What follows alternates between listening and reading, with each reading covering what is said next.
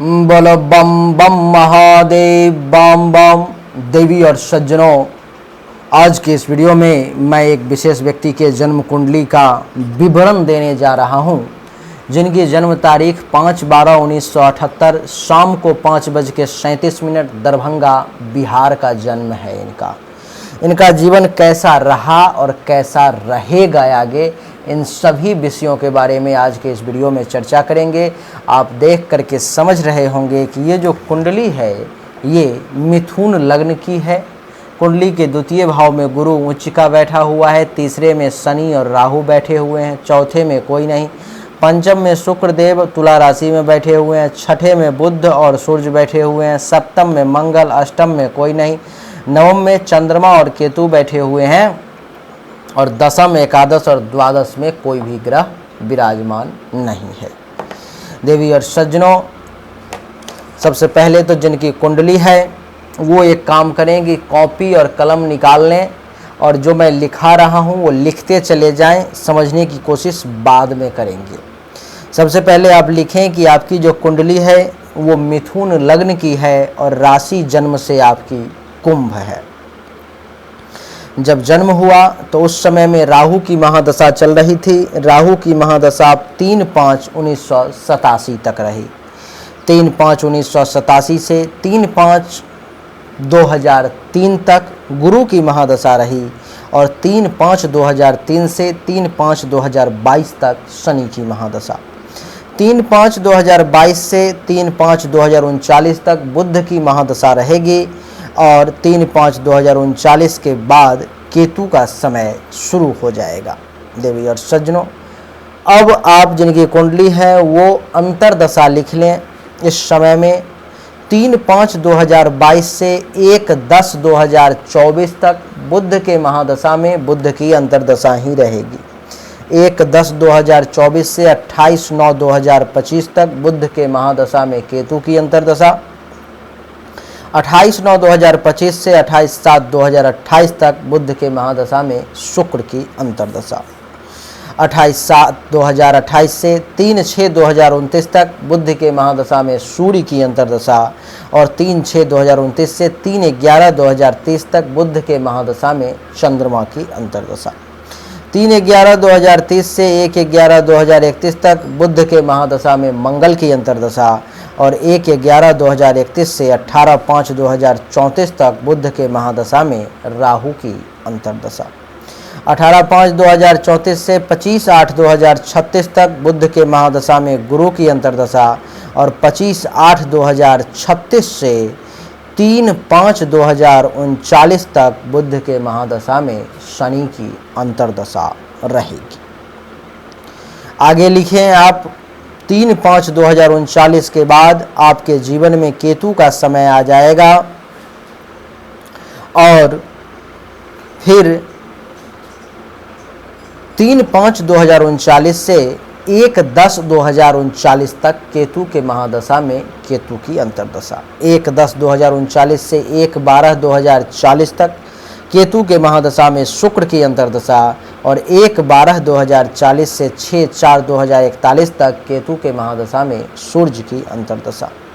6/4/2041 से 6/11/2041 तक केतु के महादशा में चंद्रमा की अंतरदशा और 6/11/2041 से 3/4/2042 तक केतु के महादशा में मंगल की अंतरदशा।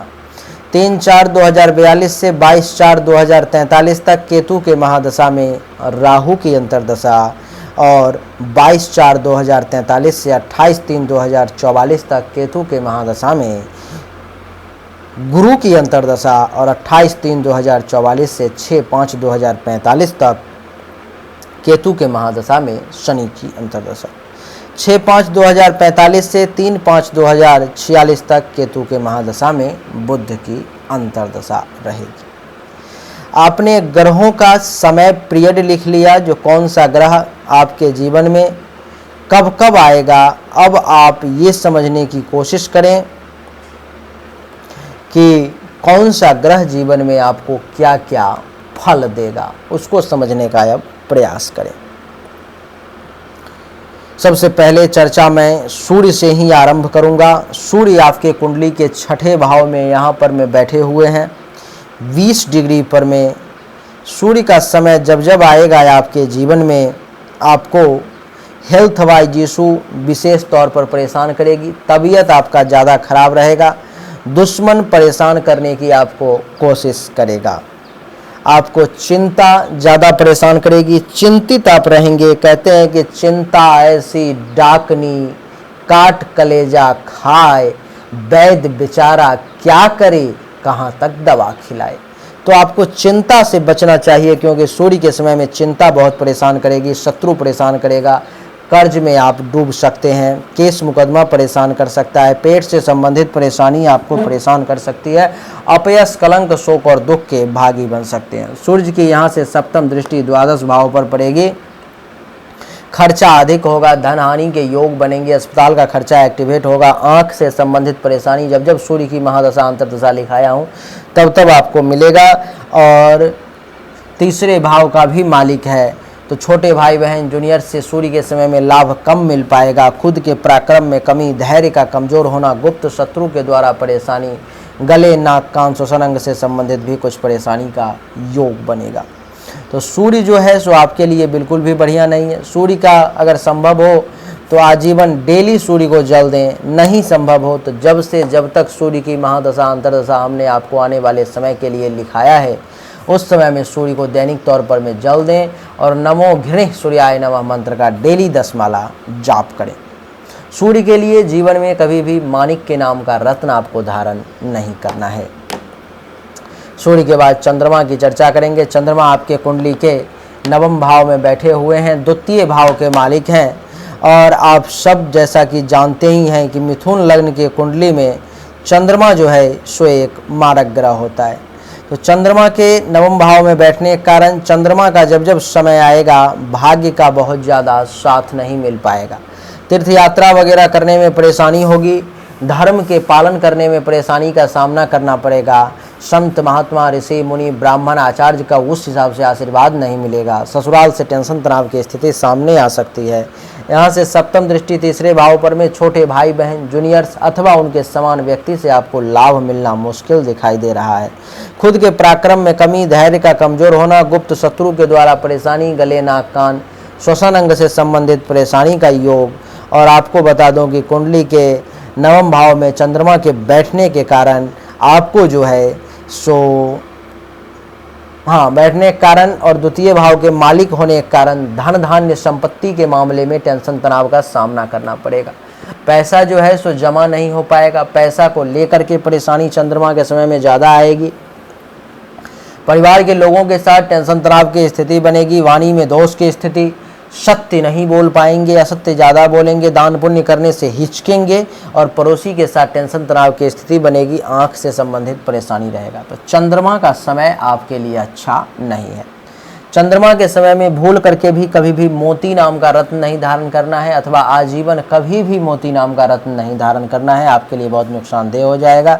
चंद्रमा के लिए चंद्रमा के समय में आपको क्या करना है कि दैनिक तौर पर में नमो सोम सोमाय नमः मंत्र का 10 माला जाप, नमो केंकेतवे नमः मंत्र का 10 माला और नमो रांग राहवे नमः मंत्र का 10 माला, इन तीनों मंत्र का 10-10 माला जाप आपको दैनिक तौर पे शुरू करना है। आपको बहुत आफियत महसूस होगी। चंद्रमा के बाद अब बात करेंगे मंगल की। मंगल आपके कुंडली के सप्तम भाव में बैठा हुआ है और मालिक है एकादश भाव का, और मालिक है मंगल जो है सो आपके कुंडली के छठे भाव का। देवी और सज्जनों, बुध भी इस कुंडली में एक मारक ग्रह कहलाता है। ये मंगल का जब जब समय आएगा तो मंगल आपको जीवन साथी के साथ टेंशन तनाव की स्थिति को उत्पन्न करेगा, काम वासना की अधिकता देगा, दैनिक रोजगार व्यवसाय में परेशानी आएगी, प्राइवेट पार्ट से संबंधित भी कुछ परेशानी के योग बनेंगे, दुश्मन आपको परेशान करने की कोशिश कर सकता है। मंगल की चौथी दृष्टि दसम भाव पर में पिता तुल्य लोगों के साथ टेंशन तनाव की स्थिति बन सकती है, पैतृक संपत्ति को लेकर के परेशानी आ सकती है, काम धंधा बहुत बढ़िया नहीं चलेगा, पद प्रतिष्ठा मान सम्मान में कमी आएगी, अधिकार की प्राप्ति के लिए लड़ना पड़ेगा, सप्तम दृष्टि प्रथम भाव पर में, गुस्सा मंगल के समय में ज़्यादा आएगा। शारीरिक तौर पर में जो है सो कमजोरी महसूस करेंगे और जब ताकत महसूस भी करेंगे तो उसका दुरुपयोग कर देंगे। रंग रूप में कमी आएगी, शरीर में बल में कमजोरी होगी, मानसिक तौर पर में कमी, विवेक का सहारा जो है आपको कम मिल पाएगा अपना ही काम में, शील स्वभाव में कमी आएगी, अच्छा नहीं रहेगा, गौरव करने लायक काम नहीं कर पाएंगे। अष्टम दृष्टि द्वितीय भाव पर में, धन धान्य संपत्ति को लेकर के परेशान हो सकते हैं, वाणी बहुत कड़वी और तीखी हो सकती है, पड़ोसी के साथ टेंशन तनाव का योग बन सकता है। दान पुण्य जो है सो बहुत अच्छे तरीके से नहीं कर पाएंगे, आंख से संबंधित परेशानी का भी सामना करना पड़ सकता है, वाणी बड़ी कड़क हो सकती है, परिवार में भी टेंशन तनाव के योग बन सकते हैं। छठे भाव का भी मालिक है तो रोग परेशान करेगा, शत्रु परेशान करेगा, चिंता में वक्त ज़्यादा बीतेंगे, हेल्थ वाइज इशू का सामना करना पड़ सकता है, केस मुकदमा की स्थिति सामने आ सकती है, पेट से संबंधित परेशानी ज़्यादा परेशान कर सकती है, अपयश कलंक शोक और दुख आपको ज़्यादा परेशान कर सकता है। मंगल के समय में नमो मंग मंगलाय नमः मंत्र का दैनिक तौर पर में 10 माला जाप करना है। संभव हो तो मंगल के लिए मूंगा धारण नहीं करें तो ज़्यादा बढ़िया है। वैसे अस्त अवस्था में मंगल है तो इसीलिए मूंगा चल भी सकता है। अगर आपको रत्न धारण करने की इच्छा हो तो मूंगा आप मंगल के समय में धारण कर सकते हैं। अगर आपका मन हो तो हनुमान जी का पूजा भी मंगलवार के दिन, हनुमान चालीसा का पाठ, लाल रंग का फूल चढ़ाना, ये सब उपाय आप अपना सकते हैं। मंगल के बाद बुध की चर्चा करेंगे। बुध आपके कुंडली के छठे भाव में बैठा हुआ है और छठे भाव में बैठा हुआ बुध जो है सो अभी समय भी बुध का ही चल रहा है, जिसके कारण से अभी आप परेशानी महसूस कर रहे होंगे। परेशानी में परेशानी क्या, तो अभी आपको दुश्मन ज़्यादा परेशान करने की कोशिश कर रहा होगा, आप चिंता में वक्त आपका ज़्यादा बीतता होगा, चिंतित रहते होंगे, दिमागी तौर पे परेशान रहते होंगे, रोग आपको परेशान कर सकता है। बुध के समय में कर्ज में जा सकते हैं, केस मुकदमा का योग बन सकता है, अपयश कलंक शोक और दुख की प्राप्ति हो सकती है। और बुध की सप्तम दृष्टि द्वादश भाव पर में तो खर्चा अधिक होगा, धन हानि के योग, अस्पताल का खर्चा आपको एक्टिवेट हो सकता है, आँख से संबंधित परेशानी आपके सामने में आ सकती है। और बुध जो है सो चौथे और प्रथम भाव का मालिक है तो माता को भी हेल्थ वाइज इशू, माता से भी अनबन की स्थिति, सुख में कमी, जमीन मकान गाड़ी घोड़ा बंगला अचल संपत्ति के रिगार्डिंग भी टेंशन तनाव परेशानी के योग आपके लिए बन सकते हैं। छाती हृदय फेफड़े से संबंधित भी कुछ परेशानी आ सकती है। प्रथम भाव का भी मालिक है तो मेंटली तौर पर में आपको ज़्यादा जो है सो परेशान हो सकते हैं, मानसिक अशांति के शिकार हो सकते हैं बुध के कारण। तो बुध अच्छा नहीं है। बुध से बचने के लिए आपको चाहिए कि अभी इस समय में बुध के मंत्र का जाप करवाएं, दुर्गा सप्तशती का पाठ, रुद्राभिषेक हवन करवाएं। अगर आप सक्षम हैं तो, नहीं सक्षम है तो दैनिक तौर पर में नमो बुंग बुधाय नमः मंत्र का 10 माला डेली जाप करें। और बुध अस्त अवस्था में है, पॉसिबल हो तो पन्ना धारण कर लें, बढ़िया क्वालिटी का, आपके लिए अच्छा रहेगा। बुध के बाद जो है जो गुरु की चर्चा करेंगे। गुरु आपके कुंडली के द्वितीय भाव में उच्च के बैठे हुए हैं, बहुत बढ़िया गुरु है। गुरु के द्वितीय भाव में उच्च के बैठने के कारण गुरु का समय जब जब जीवन में आएगा चमत्कार हो जाएगा आपको, चाहे जितने ही समय के लिए आए। गुरु के समय में अपार धन दौलत की प्राप्ति होगी, धन धान्य संपत्ति खूब जमा होगा, परिवार के लोगों से भी खूब लाभ मिलेंगे। वाणी भी आपकी अच्छी रहेगी, वाणी में आकर्षण शक्ति सरस्वती का वास रहेगा, सत्य बोलेंगे, दान पुण्य करेंगे। पड़ोसी के साथ अगर टेंशन तनाव भी चल रहा है तो वो ठीक हो जाएगा, आंख से संबंधित परेशानी से राहत होगी। पंचम दृष्टि छठे भाव पर में, शत्रु का नाश होगा, चिंताएं खत्म होंगी, रोग का नाश होगा, कर्ज दूर होगा, अपयश कलंक शोक और दुख के नाश होंगे, केस मुकदमा भी दूर होगा, पेट से संबंधित परेशानी में भी राहत मिलेगी। सप्तम दृष्टि अष्टम भाव पर में नीच दृष्टि है तो कार्य में कुछ रुकावट बाधा का भी योग बनेंगे, कुछ दुर्घटना एक्सीडेंट का भी योग जो है सो गुरु के समय में रहेगा, कुछ कार्य बनते बनते भी बिगड़ जाएंगे गुरु के समय में। गुरु की नवम दृष्टि जो है सो दसम भाव पर में है, जिसके कारण से आपको पिता की संपत्ति, पिता तुल्य लोगों से लाभ, काम धंधा का बढ़िया चलना, पद प्रतिष्ठा मान सम्मान में वृद्धि, अधिकार की प्राप्ति, हर मामले में जो है सो गुरु आपके लिए चमत्कारिक रिजल्ट देगा। गुरु आपके लिए बहुत ही अच्छा है। गुरु कुंडली के सप्तम भाव का भी मालिक है तो गुरु के समय में जीवन साथी का सुख, काम वासना की पूर्ति, वैवाहिक जीवन का अच्छा चलना, दैनिक रोजगार व्यवसाय के क्षेत्र में भी वृद्धि, प्राइवेट पार्ट से संबंधित परेशानी का दूर होना, दुश्मनों का नाश, पार्टनरशिप में भी काम धंधा का बढ़िया चलना जो है सो ये रहेगा। तो देवी और सज्जनों, गुरु के कारण जीवन में परेशानी नहीं आएगी, आएगी भी तो सिर्फ इस भाव के रिगार्डिंग हल्का फुल्का। बाकी सब रिजल्ट बढ़िया है। गुरु के लिए भी पीला पुखराज धारण नहीं करना है, क्योंकि गुरु अपने आप में 14 डिग्री पर में है, डिग्री वाइज बली है, इसको किसी रत्न की आवश्यकता नहीं है। गुरु के बाद शुक्र की चर्चा करेंगे। शुक्र आपके कुंडली के पंचम भाव में अपनी राशि में बैठा हुआ है और मालव्य नामक पंच महापुरुष राजयोग का निर्माण कर रहा है। शुक्र का समय जब जब हमने आपको लिखाया है तो क्या रिजल्ट मिलेगा उसको देखिए।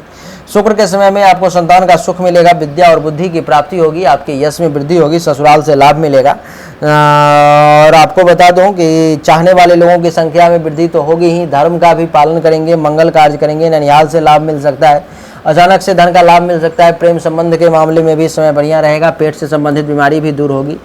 सप्तम दृष्टि जो है सो एकादश भाव पर में है, तो जिसके कारण से जो है सो आय में वृद्धि होगी, लाभ मिलेगा, उपलब्धि की प्राप्ति होगी, मनोकामना की पूर्ति भी होगी। बड़े भाई बहन सीनियर्स अथवा उनके समान व्यक्ति से भी लाभ मिलेगा। शुक्र कुंडली के द्वादश भाव के साथ साथ पंचम भाव का मालिक है, तो विदेश से भी कुछ लाभ का योग आपके लिए बन सकता है अगर आपका कोई कनेक्शन हो तो। शुक्र जो है सो अपने कुंडली में 14 डिग्री पर में पूरे पावर में है, इसको किसी रत्न की आवश्यकता नहीं है, इसलिए शुक्र के लिए भी ओपल फायर, हीरा, स्फटिक ये सब धारण करने की जरूरत नहीं है। गुरु के लिए भी पुखराज वगैरह धारण करने की आवश्यकता नहीं है। गुरु के बाद शुक्र के बाद जो है शनि की बात करेंगे। शनि आपके कुंडली के तीसरे भाव में बैठे हुए हैं राहु के साथ। शनि का समय जब जब आएगा तो शनि राहु केतु तीनों के मंत्र का अगर आप दैनिक तौर पर 5-5 माला जाप शुरू कर देते हैं तो शनि आपको बहुत अच्छा रिजल्ट दे सकता है। शनि के समय में जो है आपको खूब लाभ मिलेगा, जैसे कि छोटे भाई बहन, जूनियर्स अथवा उनके समान व्यक्ति से आपको फायदा हो सकता है। खुद के पराक्रम में वृद्धि, धैर्य का मजबूत होना, गुप्त शत्रु के द्वारा जो है सो अगर परेशानी हो रही थी तो उसका नाश होना, छोटे भाई बहन, जूनियर्स अथवा उनके समान व्यक्ति के लाभ के साथ साथ जो है सो माता के लिए भी समय बढ़िया रहेगा। गले, नाक, कान, श्वसन अंग से संबंधित किसी भी प्रकार की परेशानी है तो उसको वो खत्म करेगा। शनि की तीसरी दृष्टि पंचम भाव पर में संतान का सुख, विद्या बुद्धि की प्राप्ति, यश में वृद्धि, चाहने वाले लोगों की संख्या में वृद्धि, धर्म का पालन, मंगल कार्य, ननिहाल से लाभ और अचानक से धन के लाभ का भी योग आपके लिए शनि बनाएगा। शनि की सप्तम दृष्टि जो है सो नवम भाव पर में है, तो जिसके कारण से आपको भाग्य का साथ मिलेगा, धर्म का पालन करेंगे, तीर्थ यात्रा वगैरह करने का योग बनेगा। आपके यश में जो है सो वृद्धि होगी, ससुराल से लाभ मिलेगा, संत महात्मा, ऋषि मुनि, ब्राह्मण, आचार्य इन सब का आशीर्वाद भी प्राप्त होगा। और शनि की दसम दृष्टि 8, 9, 10 द्वादश भाव पर में, तो विदेश से अगर कोई कनेक्शन जुड़ता है तो विदेश से भी धन के लाभ का अच्छा खासा योग आपके लिए बनाएगा ये शनि। शनि के लिए जो है सो अगर आप चाहें तो एक बढ़िया क्वालिटी का नीलम जरूर धारण कर सकते हैं, आपके लिए अच्छा रहेगा। बस ये चेक कर लेना है कि नीलम धारण करने के बाद आपका दुर्घटना वगैरह ना हो, एक्सीडेंट वगैरह ना हो तो बढ़िया रहेगा, नहीं तो परेशानी हो जाएगी। शनि के बाद जो है शनि का रत्न नीलम कभी भी चांदी में नहीं धारण करना है, पंच धातु में धारण करना है बनवा करके। शनि के बाद जो है सो राहु केतु की बात करेंगे, तो राहु कुंडली के तीसरे भाव में बैठा हुआ है। राहु का समय जब जब जीवन में आएगा, छोटे भाई बहन, जूनियर्स अथवा उनके समान व्यक्ति से आपको लाभ नहीं मिल पाएगा, खुद के पराक्रम में कमी होगी, धैर्य का कमजोर होना होगा, माता के लिए मृत्यु अथवा मृत्यु तुल्य कष्ट का समय हो सकता है, गुप्त शत्रु के द्वारा परेशानी, गले, नाक, कान, श्वसन अंग से संबंधित भी कुछ परेशानी के योग बनेंगे। राहु की पंचम दृष्टि सप्तम भाव पर में यहाँ पर में है, तो जीवन साथी के साथ टेंशन, तनाव, काम वासना की अधिकता, वैवाहिक जीवन में परेशानी, दैनिक रोजगार व्यवसाय का अच्छा न चलना, प्राइवेट पार्ट से संबंधित परेशानी का योग, दुश्मनों का जो है सो शनि शनि शनि शनि नहीं सॉरी शनि की तीसरी दृष्टि पंचम भाव राहु का कर रहा हूँ ना, राहु की पंचम दृष्टि सप्तम भाव पे पड़ रही है, तो ये जीवन साथी के साथ टेंशन, तनाव, प्राइवेट पार्ट से संबंधित परेशानी, दैनिक रोजगार व्यवसाय में कमी, दुश्मनों के द्वारा भी परेशानी का योग। और सप्तम दृष्टि सप्तम भाव नवम भाव पर में, तो भाग्य का साथ कम मिलना, धर्म के पालन करने में परेशानी, तीर्थ यात्रा में परेशानी, यश में कमी, ससुराल से टेंशन तनाव का योग, संत महात्मा, ऋषि मुनि, ब्राह्मण, आचार्य का आशीर्वाद भी सही तरीके से ना मिलना। नवम दृष्टि एकादश भाव पर में, तो आय में कमी, लाभ में कमी, उपलब्धि की प्राप्ति में कमी, मनोकामना की पूर्ति में कमी, बड़े भाई बहन, सीनियर अथवा उनके समान व्यक्ति से भी बहुत ज्यादा लाभ ना मिल पाना राहु के समय में। वैसे राहु बहुत कम डिग्री पर में है, 29 डिग्री पर में है, मृत अवस्था में है, बहुत ज़्यादा नुकसान नहीं कर पाएगा, लेकिन थोड़ा थोड़ा ही करेगा, लेकिन करेगा। राहु के समय में दैनिक तौर पर में नमो रांग रावे नवा मंत्र का 10 माला जाप होना चाहिए। केतु कुंडली के 9वें भाव में बैठा हुआ है तो कुछ मामले में केतु बढ़िया भी रिजल्ट देगा और कुछ मामले में खराब भी। भाग्य का साथ केतु के समय में भी कुछ मिलेगा, लेकिन थोड़ा सा परेशानी के साथ, क्योंकि ये केतु है।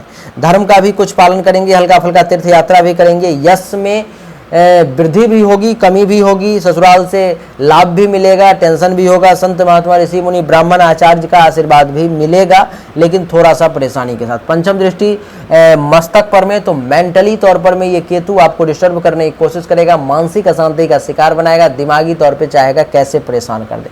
सप्तम दृष्टि तीसरे भाव पर में, तो छोटे भाई बहन जूनियर्स के साथ टेंशन तनाव की स्थिति आ सकती है, पराक्रम में कमी, धैर्य का कमजोर होना, गुप्त शत्रु के द्वारा परेशानी, गले नाक कान श्वसन अंग से संबंधित भी परेशानी का योग। नवम दृष्टि पंचम भाव पर में संतान के सुख में कमी बनाएगा केतु, विद्या बुद्धि की प्राप्ति जो है तो होगी, लेकिन उसका सही यूटिलाइज जो है केतु के समय में आप बहुत अच्छे तरीके से नहीं कर पाएंगे। यश में कमी, चाहने वाले लोगों की संख्या में कमी, धर्म के पालन करने में कमी, मंगल कार्य में कमी, ननिहाल से भी लाभ मिलने में परेशानी, अचानक से धनहानि का योग, प्रेम प्रसंग के मामले में भी समय बढ़िया नहीं, और पेट से संबंधित नुकसान का भी योग जो है सो ये केतु बनाएगा।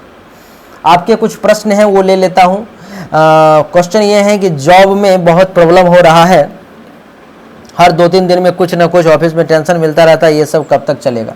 ये बुध जो है सो जॉब के घर में बैठा हुआ है, और बुध का समय जब से आया है तब से ज़्यादा परेशानी होने लगी होगी 2022 के बाद से। ये 2039 तक है बुध, जो आपको ये टेंशन तनाव चलता ही रहेगा, परेशानी चलती ही रहेगी। आप इससे निपटने के लिए दैनिक तौर पर में या तो बुध के मंत्र का डेली जाप करना, 10 माला शुरू कर दें, नमो बोंग बुधाय नमः, या किसी वैदिक पंडित के द्वारा जो है सो आप इसके मंत्र का जाप करवाएं, बुद्ध के वैदिक मंत्र का जाप करवाएं, दुर्गा सप्तशती पाठ, रुद्राभिषेक हवन करवाएं, ये परेशानी सॉर्ट आउट हो जाएगी।